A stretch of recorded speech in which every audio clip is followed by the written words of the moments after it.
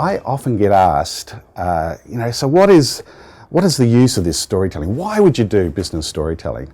Well, I guess one of the really important areas is actually around strategy. Companies spend an enormous amount of effort, building their strategies, crafting them. But here's the thing, it's kind of like the dirty little secret of organisations. If you ask people what the strategy is, they don't know. There's some great studies. There was a study of 300,000 people responded to a survey on whether the strategy was known in their organisation, and 54% of them said they had no idea.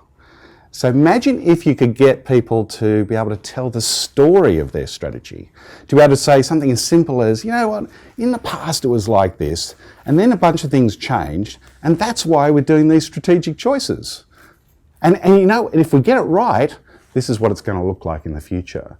So helping leaders to be able to tell the story of their strategy, and not only that, to be able to add their own anecdotes so that they bring it to life, so it becomes their strategy and their story. I think that's one of the first ones. The second thing is just connecting with people. They say the shortest distance between two people is a story.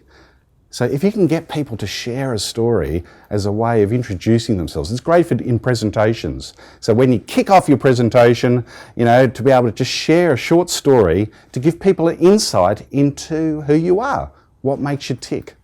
I know for me, one of the stories I tell in presentations is just around an experience I had with a global CFO that I was coaching.